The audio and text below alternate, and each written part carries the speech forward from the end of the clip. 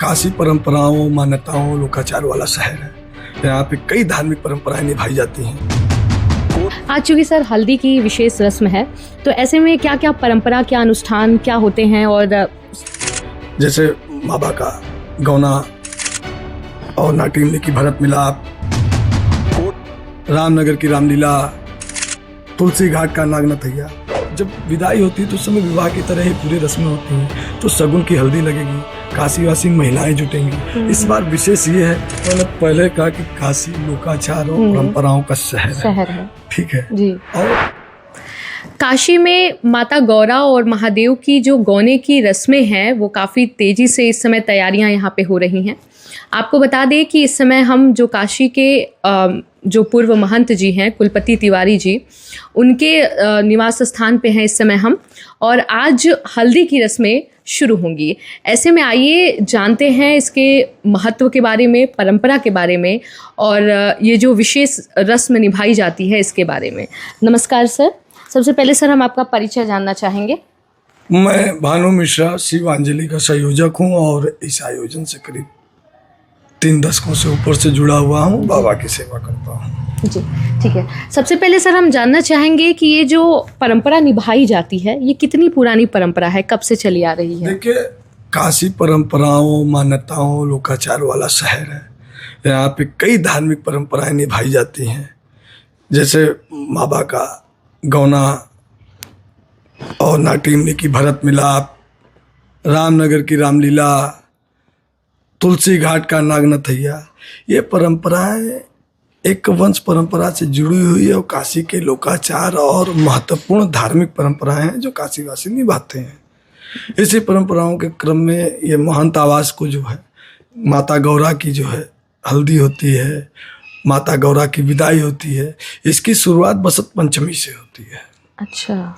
सबसे पहले बसंत पंचमी पे बाबा को जो है तिलक किया जाता है। उसके बाद महाशिवरात्रि के 1-2 दिन पूर्व जो है बाबा को हल्दी लगती है। उसके बाद विवाह का लोकाचार होता है और महाशिवरात्रि के बाद ये जो महंत आवास है गौरा सदनिका में परिवर्तित हो जाता है। गौरा सदनिका का मतलब होता है गौरा का मायका। तो अब यहाँ जो परंपराएं होती हैं वो जो हिमवान ने माता गौरा के विदाई के समय जो लोकाचार किया था, उस लोकाचार को काशीवासी अपने तरीके से मनाते हैं। जी, ठीक है सर। अच्छा, तो ये परंपरा यहाँ पे इस आवास पे कब से स्टार्ट हुआ है सर? और जो ये रस्में हैं खास करके, और जो पालकी निकाली जाती है, ये भी आप थोड़ा दर्शकों को बता सके कि कहाँ से निकाली जाती है और कहाँ पे गर्भगृह में फिर उसके बाद स्थापित किया जाता है गौने का पूरा? देखिए, ऐसा है, इसकी सब चीज़ें व्यवस्थित हैं जी, और 3 शतक पुरानी है। इसी आवास से 3 शतक पुरानी है।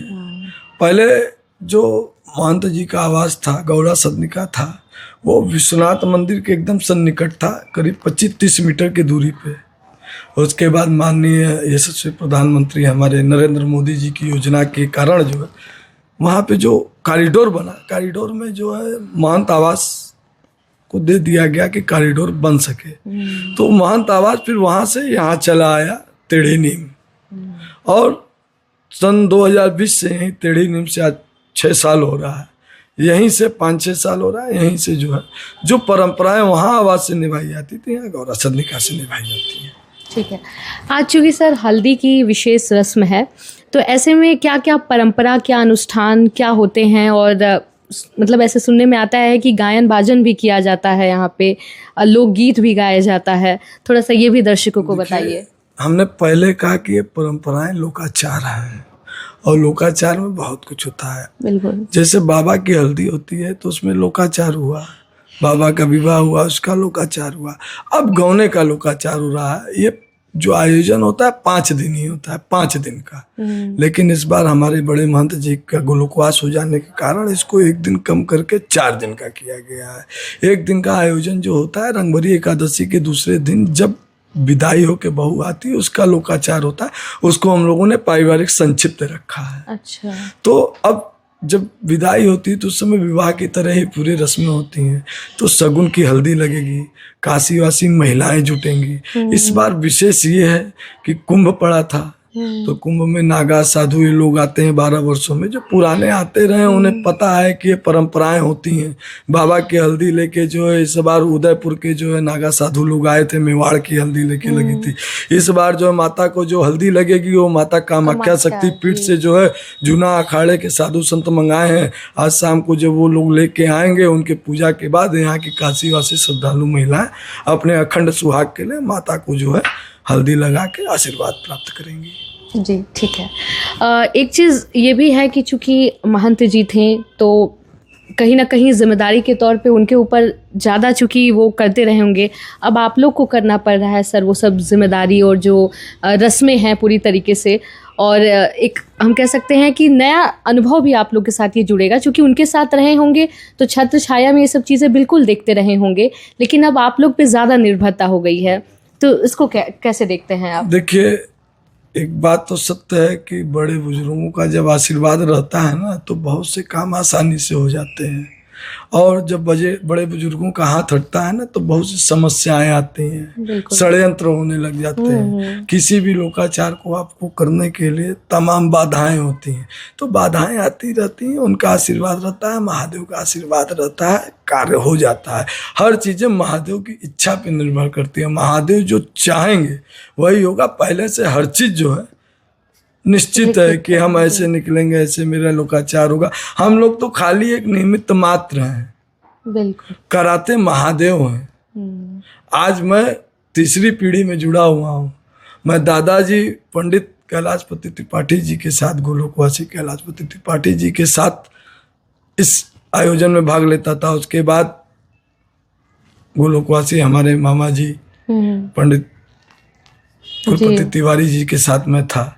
अब मैं तीसरी पीढ़ी वाचस्पति जी के साथ हूँ। तो जो 35 साल मैं सन 90-91 से इस आयोजन में लगा हूँ, और पहले चूंकि छोटा था तो पहले इस आयोजन में मौज के लिए जुड़ा था, तो मुझे थोड़ी पता था कि महादेव जो है अपनी सेवा लेने लगेंगे। जब बड़े महाराज जी का निधन हुआ, गोलोकवासी हुए, तो कुलपति तिवारी जी ने एकदम सक्रिय रूप से इससे जोड़ दिया, सब कुछ सिखाया। सब उन्हीं की परंपरा के अनुसार कर रहा हूँ जैसे वो करते आए हैं, और इस बार भी उसी तरीके से ही होगा। थोड़ा सा बदलाव त्रुटियां हो सकती हैं, उसके लिए हम लोग जो है महादेव से क्षमा मांगेंगे। जी नहीं, इतने बड़े कार्य में आप लोग जुटे हुए हैं, और महादेव की सबसे बड़ी चीज़ ये है कि कृपा और आशीर्वाद बिल्कुल बना रहेगा। दूसरी चीज़ ये जानना चाहेंगे सर कि रंगभरी एकादशी जो खेली जाती है और मनाई जाती है, वो कब से शुरू होगी और किस तरीके की उसकी क्या परंपरा होती है, क्या रस्में होती हैं एकादशी की? देखिए, जैसे मैंने आपको बताया कि माता के गौरा के गौने की 4 दिन की 4 दिन के आयोजन होते हैं, जिसमें प्रथम दिन जो है माता गौरा को हल्दी लगेगी। द्वितीय दिन जो है, दूसरे दिन जो पारंपरिक पालकी है कई 100 साल पुरानी, उस पालकी का पूजन होगा जो गर्भगृह में जाके स्थापित होती है। उसके बाद तीसरे दिन जो है, जैसे दामाद का ससुराल में आगमन होता है, उस आगमन का लोकाचार होगा, जो आज माता गौरा का आप दर्शन करेंगी। हल्दी वाले दिन माता गौरा का अकेली प्रतिमा होती है, और उसके बाद एक दिन बाद जो है, जब ससुराल में दामाद का आगमन हो जाता है, तो उसमें बाबा को आप देखिएगा, उसमें जो दर्शन होता है गौ रूप में रहते हैं। माता गौरा के गोद में भगवान पृथ्वी, भगवान गणेश जी रहते हैं, और उस रूप में अचल दर्शन देंगे। उसके बाद गौने के दिन बाबा और माता राजसीय स्वरूप में जो है विराजमान रहेंगे। इस बार बाबा विश्वनाथ का आगमन दक्षिण भारतीय शैली की कारंगली और रुद्राक्ष धारण करके बाबा का आगमन होगा।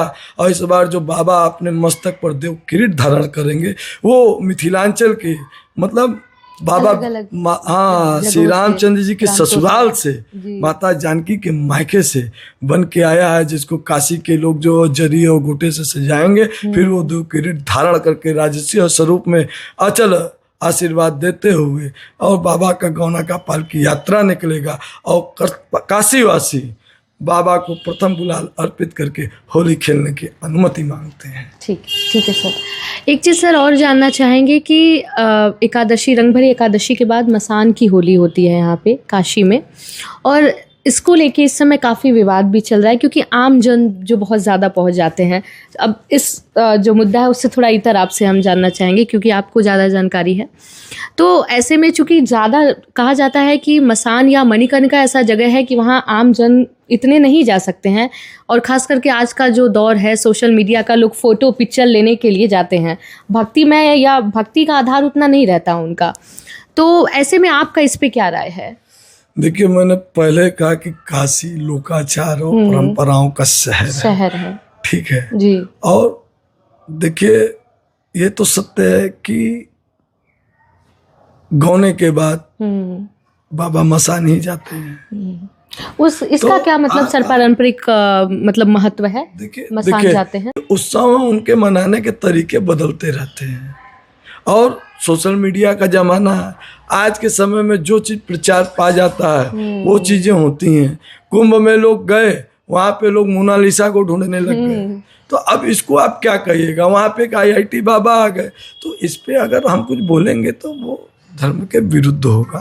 और मेरा ये कहना है कि सब समझदार हैं, आम जन को ये चीज समझना चाहिए, आम जन को समझना होगा कि सब समझदार हैं, स्वविवेक हैं। हम सिर्फ आपसे पूछ रहे हैं कि आप ये बताइए कि जो वहाँ पे होता है या जो परंपराएं होती हैं उसमें कितने काशीवासी होते हैं और कितने उसके अंदर सोशल मीडिया को देखकर आने वाले होते हैं? ज्यादातर वही रहते हैं सर। तो ऐसी स्थिति में सोशल मीडिया का जमाना है, प्रचार प्रसार इतना प्रचार प्रसार होता है। अब प्रचार प्रसार का अर्थ अनर्थ हो जाता है। बस उसी का बदला हुआ स्वरूप मसान की होली है। जी, ठीक है।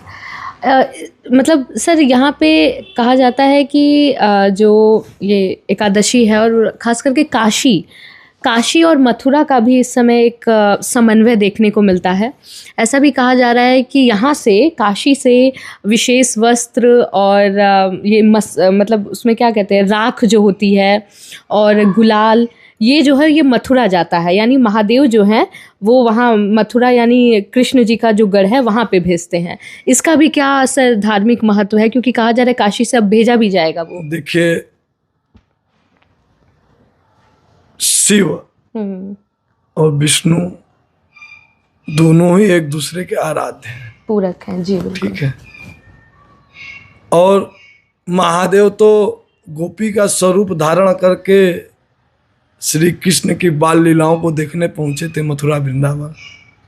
वहाँ पे गोपीश्वरनाथ महादेव और वृंदावन में आप जाइएगा, दिन में उन पे जो है लोटा से जल और दूध और भांग धतूरा चढ़ता है, और शाम को वो जो गोपी स्वरूप में दर्शन देते हैं। सब जगह की अपनी अपनी मान्यताएं हैं। और महंत आवास में तो जो है, आज मैं तो 30 वर्ष से मथुरा से होली पे जो है रंगभरी एकादशी के लिए अबीर आ रहा है, कोई नई बात नहीं है। इधर 4 साल से जो है अयोध्या के जो है रामायणी परिवार अपने हाथ से अपने घर से गुलाल बना के भेजता है। तो देखिए, ये लघु भारत का समावेश होता है रंगभरी एकादशी। पिछले बार कांजीवरम से साड़ी आई थी जी, बंगाल से देव किरीट आया था, महानिर्वाणी अखाड़ा के काशी में जो अन्नपूर्णा मंदिर है उनके महंत शंकरपुरी जी महाराज जी पिछली बार बंगे शैली का भेजे थे। तो यहाँ पे जो भी चीजें बाबा को लगती है मस्तक पे, अब आप ही देख लीजिए कि बाबा के मस्तक पे जो है और गौरा के मस्तक पे जो देव किरीट रहेगी वो मिथिलांचल से आई है, हल्दी नीलांचल से आई है, अलग अलग प्रांत से। आप ये समझिए, बाबा कारुंगली कर्नाटक से, कर्नाटक की कारुंगली और रुद्राक्ष धारण करके आएंगे विदा कराने के लिए। कारुंगली का अपना एक विशेष महत्व है। माता जो है दक्षिण, पिछले बार इन्होंने जो है गुजराती परिवेश का पहना था, इस बार मेवाड़ी परिवेश का पहनेंगी। जो आए थे अभी आपके नागा साधु लोग आए थे हल्दी पे, तो वो मेवाड़ी ड्रेस दे के गए थे। माता जो है मेवाड़ी ड्रेस में खादी का जो पहन के जो है गौना होगा उनका। जी, तो ये जो माता गौरा की प्रतिमा को जब सजाया जाता है तो ये कब से स्टार्ट होता है सर? प्रतिमा की जो उनकी सजावट की जाती है। देखिए, प्रतिमा की सजावट और प्रतिमा का पूजा ये जो होता है वंश परंपरा के अनुसार महंत आवास का, ये एक पारिवारिक आयोजन होता है। इस समय जो है सार्वजनिक नहीं होता है। तो जो दर्शन होता है वो सार्वजनिक होता है। तो आज सुबह जो है माता गौरा का विशेष जो षोडशोपचार पूजन हमारे आचार्य सुशील प्रसाद त्रिपाठी जी ने कराया, और सुबह 4 बजे भोर से लेके 8 बजे तक चला। उसके बाद माता का जो है स्नान हुआ, फिर भोग लगा, उसके बाद माता का अब श्रृंगार होगा। श्रृंगार होने के बाद माता शाम को जो दर्शन देंगे, और कामाख्या से आई हल्दी लगने के बाद काशीवासी श्रद्धालु महिलाएं उन्हें हल्दी लगाकर लोकाचार को पूर्ण करेंगे। ठीक है सर, बहुत बहुत धन्यवाद हमारे साथ जुड़ने के लिए। तो देखा आपने कि काशी के लिए सिर्फ एक धार्मिक अनुष्ठान नहीं, बल्कि काशी की जो परंपरा है, भव्य संस्कृति है, इसका भी एक भव्य आयोजन देखने को मिलता है। उम्मीद करते हैं कि इस भक्ति के माहौल में आप सभी लोग भी पूरी तरीके से डूबेंगे और जय जय महादेव के जय घोष से पूरी काशी जो है वो जागती रहेगी। और भी खबरों के लिए आप जुड़े रहिए डालम्स न्यूज़ के साथ।